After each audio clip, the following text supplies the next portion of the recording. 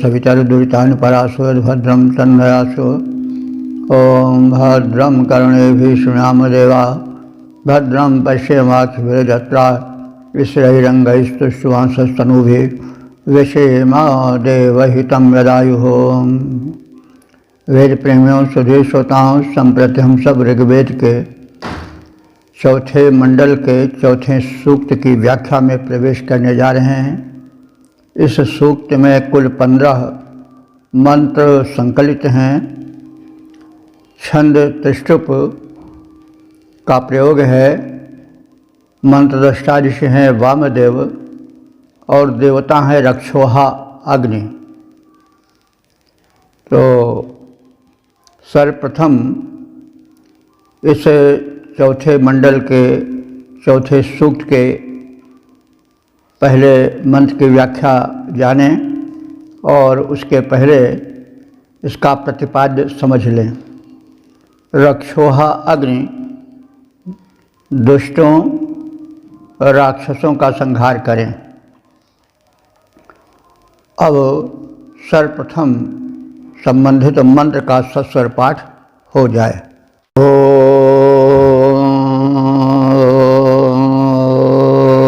कृणुष्वपाजः प्रसितिन्न पृथ्वीं याहि राजे वामभां even तृष्वेमनुप्रसितिन्द्रो नानोस्तासि विद्य रक्षसस्तपृष्ठैः।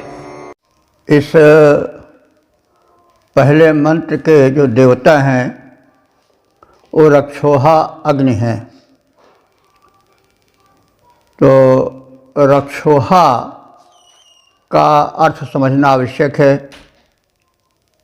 रक्ष कहते हैं राक्षस को, दैत्य को, जो मानव का अकारण द्रोही होता है, विनाशक होता है,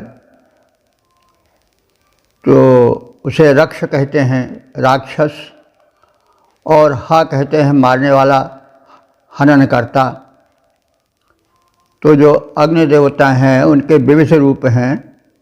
उनमें से इस सूक्त में उन अग्नि की प्रार्थना है जो रक्षोहा हैं, अर्थात राक्षसों को, मनुष्यों के पीड़क को विनष्ट करने वाले हैं। यहाँ राक्षसों से विशेष रूप से हमको उन रोग के कीटाणुओं से अर्थ लेना चाहिए जो मनुष्य के शरीर में जल से, विशेष करके सांस लेने की हवा से शरीर में जाते हैं और रोग उत्पन्न करते हैं, अथवा विषैले कीटों के द्वारा, जैसे मच्छर आदि हैं, इनके द्वारा काट लेने पर जो कीटाणु मलेरिया के, फाइलेरिया के या अन्य रोगों के शरीर में प्रवेश कर जाते हैं और शरीर को नष्ट कर देते हैं, वे कीट भी सबसे बड़े शत्रु हैं, क्योंकि ये इतने सूक्ष्म होते हैं कि इनको वध करने का कोई साधन ही नहीं है कि तो तलवार निकाला जाए। बड़े सूक्ष्म हैं, तो इनके वध करने में अग्नि ही जो है वो सक्षम है। अग्नि विशेष करके वे अग्नि जो कि यज्ञ वेदी में जलाए जाते हैं, जिनमें औषधीय द्रव्य आहुतियों के रूप में डाले जाते हैं, तो उनसे जो धूम उठता है वो धूम उन कीटाणुओं का नाशक होता है और वो कीटाणु रूपी राक्षस उसके द्वारा मारे जाते हैं। इसीलिए वो अग्नि रक्षोहा अग्नि है। तो भाई कितने महत्वपूर्ण है ये अग्नि।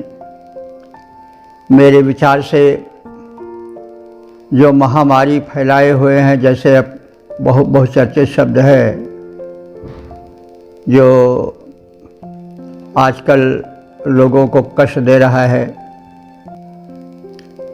और रोग फैला रहा है, प्राण हर ले रहा है, जिसका कि उपचार या विनाश एटम बम करने में सक्षम नहीं है, ऐसे कोरोना कीट बढ़ ही न पाते, नष्ट हो जाते यदि यज्ञ का क्रम चलता रहता, क्योंकि वे वातावरण में बहुत सूक्ष्म रूप से रहते हैं, तो सूक्ष्म को मारने के लिए सूक्ष्म ही की आवश्यकता होती है। तो औषधीय धूम यदि यज्ञ के माध्यम से निकलता तो वे वातावरण में ही नष्ट कर दिए जाते और मानवता का एक बहुत बड़ा अंश काल के गाल में जाने से बच जाता। तो ऋषियों ने बहुत पहले सावधान किया था कि रक्षोहा अग्नि को यज्ञ माध्यम से प्रज्वलित किया जाए और मानवता के प्रबल शत्रुओं कीटों का विनाश किया जाए। तो रक्षोहा अग्नि से उसी अग्नि का तात्पर्य समझना चाहिए। पहले मंत्र में यह बात कही गई है, अग्निदेव से प्रार्थना की गई है कि जैसे शिकारी जाल फैलाकर पक्षियों को एक इकट्ठा एक साथ ही फंसाकर मार डालता है, जैसे कोई समस्त सक्षम सबल राजा हाथी पर चढ़कर शत्रुओं को खदेड़ खदेड़ कर मारता है, वैसे ही अग्निदेव हम सबके पीड़क इन रोग के कीटाणुओं को नष्ट करें। तो इस प्रकार से हम इस पृष्ठभूमि में मंत्रार्थ करें। अग्नि, हे अग्निदेव, तुमसे प्रार्थना है कि यथा मृगयु कहते हैं शिकारी को, जैसे शिकारी पृथ्वीं प्रसूतिम, पृथ्वी से तात्पर्य यहाँ पर धरती से नहीं है बल्कि व्यापकता से है। जैसे हम निवेदन करते आ रहे हैं कि पृथ्वी इसलिए कही जाती है कि यह बहुत पृथु है, बड़ी फैली हुई है। तो पृथ्वी नाम पड़ा है तो उसके पीछे कुछ कारण है। तो पृथ्वी कहते हैं जो बहुत विस्तृत हो। तो यहाँ पर पृथ्वी विशेषण के रूप में आया है किसका? जाल का। तो जैसे शिकारी पक्षियों को फंसाने के लिए बड़े व्यापक, बड़े विस्तृत जाल को फैलाता है और उसमें फंसाकर बड़े व्यापक रूप में पक्षियों को मार डालता है, वैसे ही तुम भी जो हो वो कीटाणुओं के समूहों को हे अग्निदेव नष्ट कर डालो। तो यथा पृथ्वीं प्रसीतिम नो माने समान है, जैसे हम कह चुके हैं जब संज्ञा के बाद में ना आता है तो समानार्थक होता है। पहले आता है ना तो नकारात्मक कष्ट देता है। तो पृथ्वीं प्रसितिम न, व्यापक फैलाए हुए जाल के समान हे अग्निदेव, तुम पाजा कृणध्व, अपने पाज माने बल होता है। तो तुम अपने रोगनाशक बल को, कीटनाशक बल को फैलाओ। कैसे फैलाओ? जैसे कोई शिकारी जाल को फैलाता है। अमवान राजा इभेन्यु, जैसे कोई समर्थ राजा इभे नहीं माने, देखिए इभ हमारे हाथी होता है। तो अभी तक जो हम लोग अर्थ मंत्रों का करते आए हैं उसमें संभवतः इभ शब्द पहले प्रयोग हुआ है। इभ हमारे हाथी होता है। लौकिक संस्कृत में भी इभ का प्रयोग मिलता है, कम मिलता है लेकिन मिलता है। तो ये तुलना में तृतीया हो गई है, इभे नहीं हुआ। तो इसका मतलब यह हुआ सभ्यता के और भूमंडलीय ज्ञान के विषय में तो हम कह सकते हैं, यद्यपि ऋग्वेद में अश्वों की ज़्यादा चर्चा है सवारी के रूप में, लेकिन हाथी से भी वैदिक आर्यों का परिचय हो चुका था और उसे सवारी के रूप में और युद्ध में भी प्रयोग किया जाना प्रारंभ हो गया था। तो हाथी को भी ट्रेंड करके युद्ध के क्षेत्र में उतारा गया। उससे लाभ होता था कि हाथी बड़ा ऊंचा होता था, शक्तिशाली होता था, तो शत्रुओं को दूर से ही देखकर निशाना साधने में ज़्यादा सहायता मिलती रही होगी। तो इसका प्रयोग घोड़े की तरह ही जो है वो युद्ध क्षेत्र में भी किया गया। तो अब इस विनाश के संदर्भ में ऋषि कह रहा है कि जैसे इभ हमारे हाथी पर सवार कोई राजा, बलवान राजा शत्रुओं का पीछा करके उसको नष्ट कर देता है, वैसे तुम भी करो। और प्रसितिम तुष्वीम अनु द्रुड़ाना, प्रसितिम तुष्वीम, यानी शत्रु सेना को तुष्वीम माने शीघ्रता से ही जैसे वह राजा दुड़ाना माने पीछा करता है, वैसे तुम भी इन रोग कीटाणुओं का पीछा करो और उन्हें नष्ट कर दो। तपृष्ठः रक्षसः विद्ध, और अपने तापकारी अस्त्रों द्वारा इन रोग के कीट जो राक्षसी प्रवृत्ति के कष्टकारक हैं उनको भी बीध डालो, नष्ट कर डालो। तो जैसे कोई शिकारी अपना विस्तृत जाल फैलाता है, वैसे तुम भी अपना विस्तृत बल बढ़ाओ, अपने ताप की सामर्थ्य को बढ़ाओ। और जिस प्रकार बलवान राजा गजारूढ़ होकर शत्रु सेना पर चढ़ता हुआ चला जाता है, वैसे तुम भी इन रोग कीटों का पीछा करो और उन्हें खदेड़ कर नष्ट कर डालो। वो कितना ही क्यों न भागें, भाग कर जाने न पाएं। तो शत्रु सेना यहाँ उन्हें रोग के कीटाणुओं की सेना हुई। तो दुष्ट राक्षसों को अपने तीक्ष्ण शस्त्रास्त्रों से बींध डालो, अरे नष्ट कर डालो। ये तो रूपक है।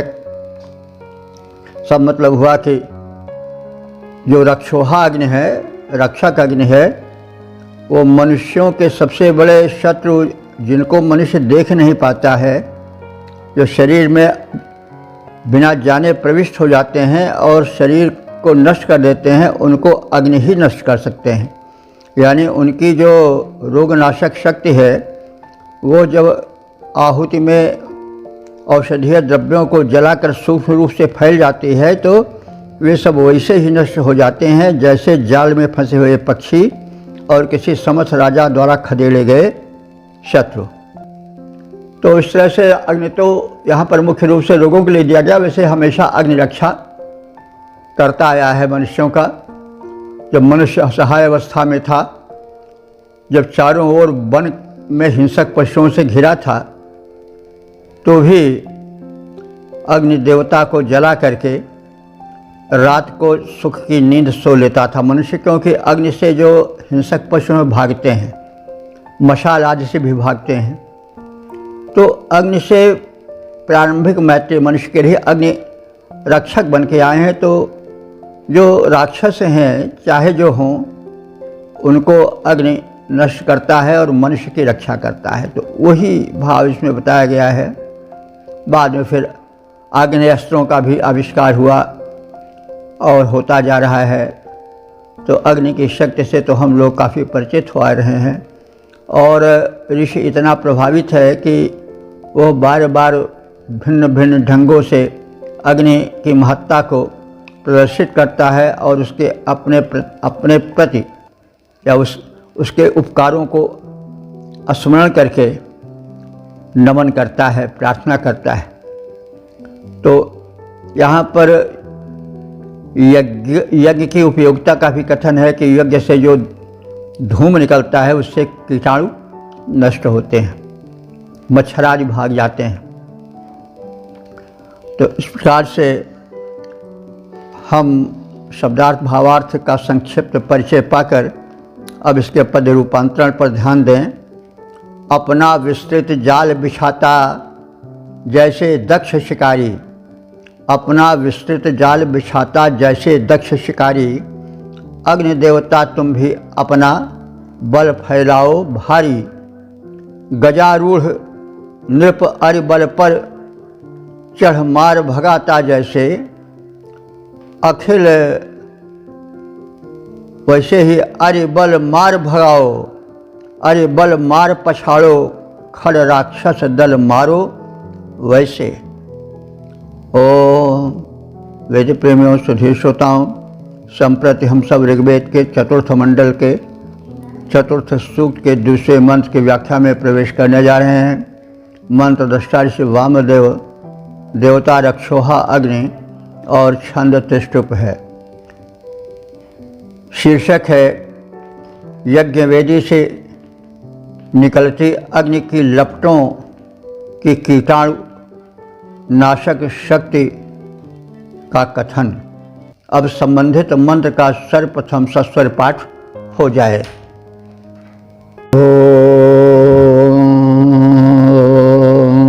तव भ्रमास आशुजा पतन्त्यनुस्पृशधृशताशोषुजानः, तपों शग्ने जुह्वा पतङ्गानसन्दितो विसृज विश्वगुल्काः। इस दूसरे मंत्र में यज्ञवेदी में प्रज्वलित अग्नि की लपटें विषैले रोग कीटों को भस्म कर दें, इस भाव को व्यक्त किया गया है। ऋग्वेद एक काव्य भी है, इसलिए अभिव्यक्ति शैली काव्यमय है। तो काव्य का भी आनंद लें और अर्थ का भी आनंद लें, उसकी वैज्ञानिकता को भी परखें, उसकी उपयोगिता को जानें और तद्वत आचरण करने का प्रयत्न करें। अग्नि, हे अग्निदेव, भ्रमासः, भ्रमासः माने वायु के वेग से भ्रमती हुई यानी लपलपाती हुई, हिलती डुलती हुई ज्वालाएं। तव भ्रमासः आशुया पतन्ति, तुम्हारी वायु के प्रवाह से हिलती डुलती द्रुतगामी लपटें शीघ्रता से फैलती हुई लपलपाती हुई दिख पड़ती हैं। शोषुचानः, इस समय तुम प्रज्वलित रूप में अत्यंत तेजस्वी प्रतीत होते हो। शोषुचानः माने तेजस्वी। धृषता, उस समय तुम्हारा धृषता माने शत्रुनाशक रूप। शत्रुनाशक, यहाँ शत्रु कीट हैं विशेष करके, तो तुम्हारा वो शत्रुनाशक बल जो कि जलती हुई लपटों से प्रकट होता है, वह अनुस्पृश्य शत्रुओं का, विषैले कीटाणुओं का स्पर्श करे, अर्थात उनको छू करके जला डाले। असंदित, तुम्हारा तेज जो है असंदित है, माने रोका नहीं जा सकता है, अदम्य है। और जुहुआ माने अपने उस ज्वाला में तेज से तुम जो है पतंगान, पतंग कहते हैं, वैसे तो हम ज़्यादातर परिचित हैं जो पतंगे होते हैं शलभ, लेकिन यहाँ पतंग का मूल अर्थ देखना चाहिए। पतनशीलान अस्फुलिंगान, पतंग माने पतनशील, यानी जो चिनगारियाँ उठती हैं और फिर गिरती हैं, उनके लिए है। अस्फुलिंग चिनगारी को कहते हैं। पतनशीलान अस्फुलिंगान, उन्हें कहा गया पतंगान, यानी वे चिनगारियाँ जो तुम्हारे जलने से चिटक चिटक करके छिटकती हैं, उठती हैं, वे चिनगारियाँ उल्कावत उद्भासित हों। उल्का जो आकाश में तारे टूटते हैं और एक थोड़ी देर के लिए जल सा उठता है वायुमंडल, तो वही उल्का कहा जाता है। तो अब वैसे उल्का के विषय में है कि यह मंगल और बृहस्पति के बीच फैले हुए एक खंड हैं पाषाण के, जो तैरते रहते हैं। कभी कभी वे धरती की आकर्षण शक्ति से खींच करके धरती को ओर चल पड़ते हैं, लेकिन धरती का जो वातावरण है, जो वायुमंडल का प्रसार है, वो कई सौ किलोमीटर का है। तो जब उसमें वे प्रसार करते हैं तो इतनी रगड़ होती है कि वे जल उठते हैं। तो अधिकांश वे जो उल्का कभी कभी मील 2 मील के भी होते हैं और कभी छोटे होते हैं। तो प्रायः वे 99% वायुमंडल में ही रगड़ से जल जाते हैं, उनमें आग लग जाती है और जल जाते हैं धक से। हम रात को टूटते हुए तारे को देखते हैं, वो उल्का ही है।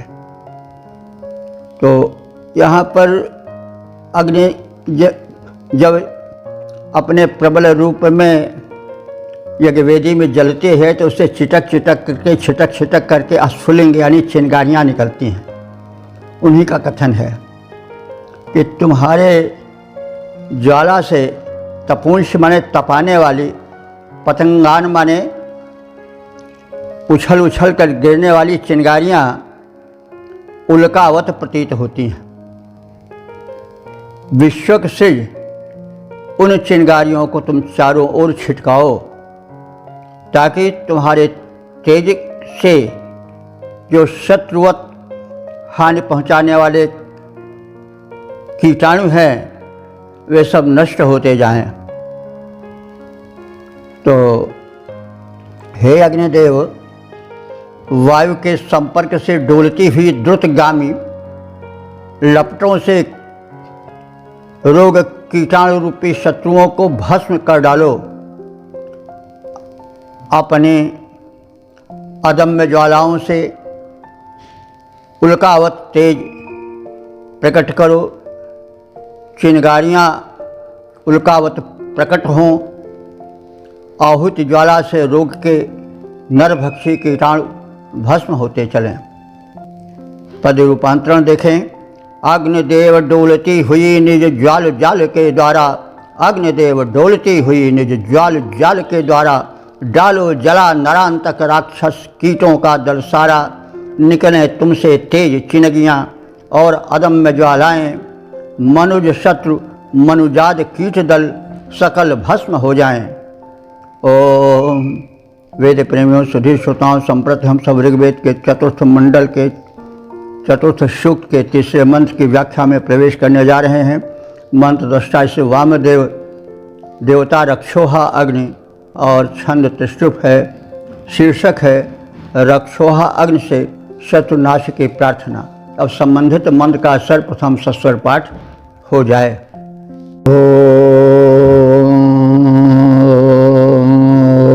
प्रतिस्पशो विसृजतोर्नितमो भवा पाजुर्भिषो अस्या अदभ्यः यो न दूरे अघशं सोजो अन्त्यग्ने माकिष्टे व्यथिरादधर्षेत। इस तीसरे मंत्र में ऋषि ने अग्नि देवता के मध्य में और मनुष्यों अथवा उपासकों के मध्य में राजा प्रजा का संबंध जोड़ा है और कहा है कि जैसे गुप्त शत्रुओं को गुप्तचर खोज निकालते हैं और गुप्तचरों की सूचना से राजा उन छिपे हुए गुप्त शत्रुओं को दंड देकर मार डालता है, वैसे जो दूर या निकट फैले हुए राक्षस तुल्य कष्टकारक कीटाणु हैं उनको अग्नि भी नष्ट कर डाले, उनकी लपटें, उनकी ऊर्जा गुप्तचर की तरह कार्य करे। तो अब यह काव्यात्मक शैली है लेकिन अर्थ तो स्पष्ट है कि छिपे हुए गुप्त अदृश्य रोग कीटों को अग्नि की जो रोगनाशकारी शक्ति है वो नष्ट करती चले। तो अग्नि, हे हित में आगे रहने वाले अग्निदेव, तूर्णितमः, तुम वेगवान हो और अस्पशः तुम्हारी किरणें जो हैं वे भी वेगवती हैं, रश्मियाँ भी वेगयुक्ता हैं और वे गुप्तचरों की तरह हैं। गुप्तचर गुप्त रूप से न जान पाने वाले, न खोज पाने वाले शत्रुओं को खोज निकालते हैं और उन्हें मार डालते हैं राजा को सूचना दे करके। उसी प्रकार से तुम्हारी जो रश्मियाँ हैं वो गुप्तचर की तरह गुप्त वातावरण में छिपे हुए दूर या निकट के जितने कीटाणु रूपी शत्रु हैं उनको मार डालें। अदब्धः, हे अग्निदेव तुम अदब्ध हो। अदब्ध माने अदम्य हो, तुम्हारा दमन कोई नहीं कर सकता है, तुम सर्वशक्तिमान हो। अस्याह विषाह, इन अपने विषयों को, विष कहते हैं, देखिए विष कहते हैं प्रजा को। तो तालवीय शाह है तो विष प्रजा को कहते हैं, और अगर वही मूर्धन्य शाह हो जाएगा तो विष माने जहर होता है। तो यहाँ पर विष है माने तालवीय शाह का प्रयोग है, तो विष प्रजा को कहते हैं। तो अस्याह विषः, इन मनुष्य रूपी अपनी प्रजाओं को तुम राजा हो और हम मनुष्य तुम्हारी प्रजा हैं। तो अपने इन मनुष्य रूपी प्रजाओं को और उनके तुम पायु भव, पायु कहते हैं रक्षक को, भव माने हो जाओ, उनके तुम रक्षक हो जाओ। और यह अघशंसः नः दूरे, यह माने जो, अघशंसः माने पापिष्ठ, पापी, शत्रु, कीटाणु, नह दूरे, हम सबसे दूर हों, कहीं हम सबसे दूर हों तो भी, और यदि निकट हों तो भी। तो यह नह अंति, यह माने जो रोग के कीटाणु, नह माने हमारे, अंत्य माने निकट हैं, उनको भी तुम मार डालो, क्योंकि वे व्यथी हम सबको व्यथा देने वाले हैं, पीड़ा पहुंचाने वाले हैं, तड़पाने वाले हैं। ते हे अग्निदेव तुम्हारे कि माने जो अपने हैं वे माँ माने मत कष्ट पाएं। आदर दधर शीत, उन्हें तुम कष्ट से पीड़ित होते न देखो। यानी तुम्हारे द्वारा, तुम्हारे रहते हुए कोई इन दुष्ट कीट शत्रुओं से, कीटाणुओं से पीड़ा न पा सके। तुम समर्थ नृप हो, हम सबकी प्रजाओं की नृपोत रक्षा करो। रश्मियाँ किरणें तुम्हारी सक्षम गुप्तचर हैं, वे पता लगा लेंगी कि कहाँ पर कौन शत्रु छिपा है, कौन गुप्त है, कौन नहीं खोजने में आ रहा है, देखने में आ रहा है। उन सबको वे समर्थ गुप्तचर की भांति तुम्हारी किरणें खोज लेंगी और उनका सफाया कर देंगी। और तुम कृपा करो कि हम सब का संरक्षण इन अपने रश्मियों के माध्यम से करो और कराओ।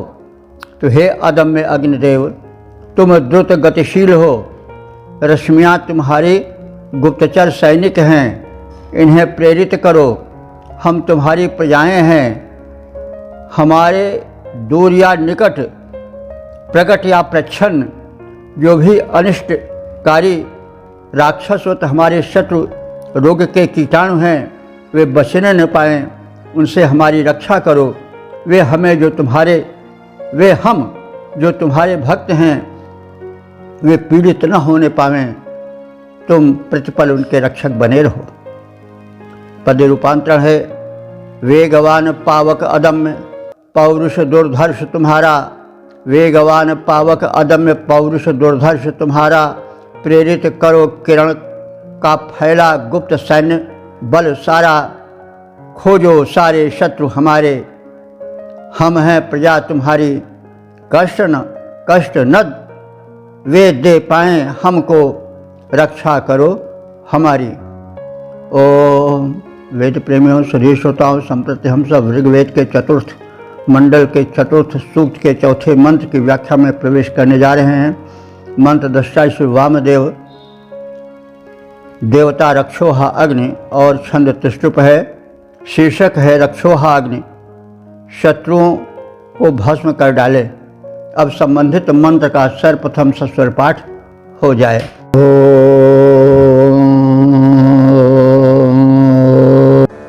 उदग्ने तिष्ठ प्रत्यातनुष्वन्या अमित्रां ओषधात्तिग्महेते।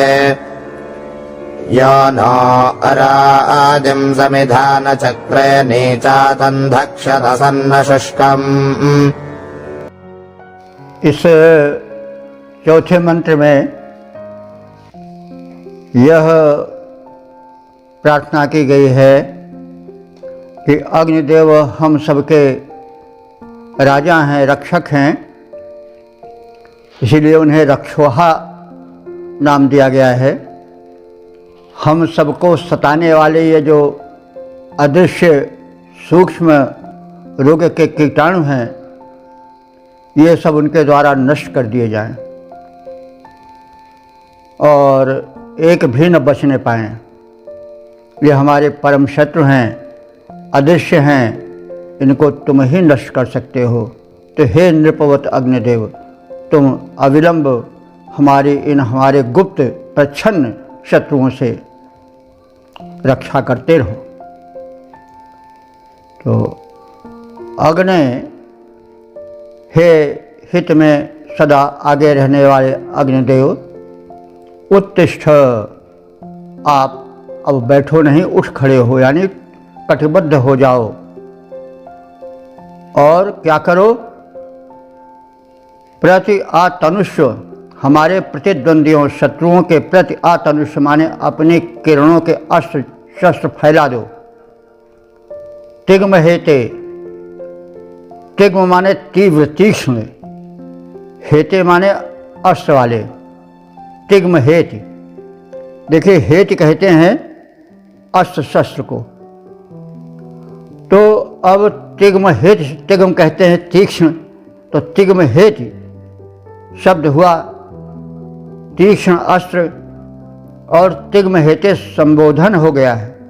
तो यह अग्नि का संबोधन है, हे तीक्ष्ण अस्त्रों वाले तिग्म हेते, हे अग्निदेव तुम तिग्म हेति हो, तीक्ष्ण अस्त्र शस्त्रों को धारण करने वाले हो। तो अग्नि के अस्त्र शस्त्र उनका ताप है, उनकी रोगनाशक शक्ति है, वही उनके अस्त्र शस्त्र हैं। ये सब अलंकृत भाषा है, आप सब समझते ही हैं। तो तिग्म हेते, हे तीक्ष्ण संघारक अस्त्र शस्त्रों को धारण करने वाले अग्नि देवता, अमित्रान निओषतात, हमारे इन शत्रुओं को, अमित्रों को, अमित्र माने शत्रु, न मित्रो इत अमित्रो, तो मित्र कहते हैं मित्र को और अमित्र कहते हैं शत्रु को। तो जो हमारे अमित्र शत्रु रूप रोग के कीटाणु हैं, जो बड़े घातक हैं और अदृश्य होने से बड़े प्रच्छन्न रूपधारी मायावी हैं, जिनसे हम पार नहीं पा रहे हैं, उनको तुम जला डालो। समइधान, हे सम्यक प्रज्वलित अग्निदेव, यह नः अरातिम चक्रे, यह माने जो, नः माने हम सबके, अरातिम, अराति कहते हैं शत्रु, और अरातिम चक्र माने हमसे शत्रुता करते हैं, शत्रुता रखते हैं।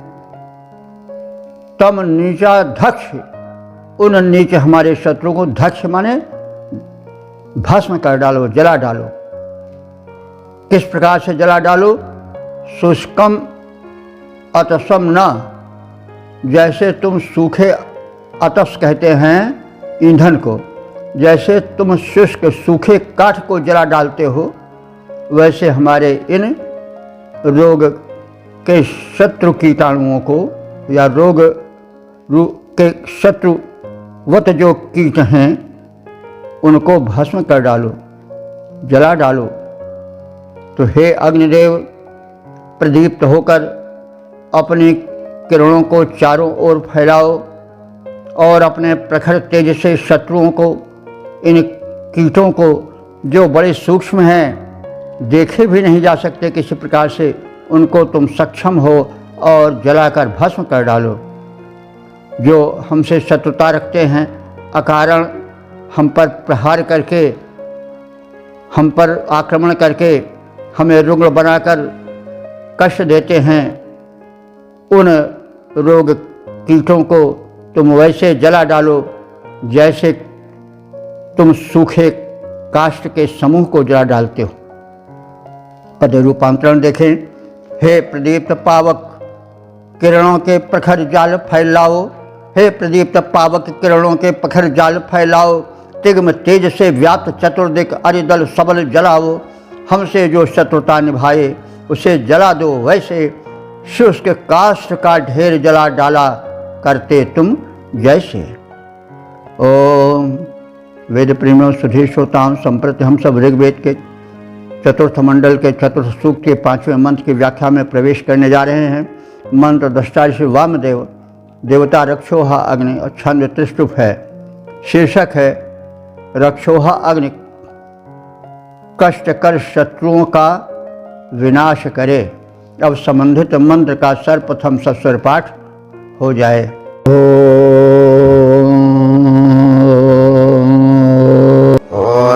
भव प्रतिविद्याध्यस्मदा विष्कृडस्व दैव्यान्यग्ने अपस्थिरातन हि जातु जोनां जामिमजामिं प्रवृणेहि शत्रून्। इस 5वें मंत्र में अग्नि देव से प्रार्थना है कि वे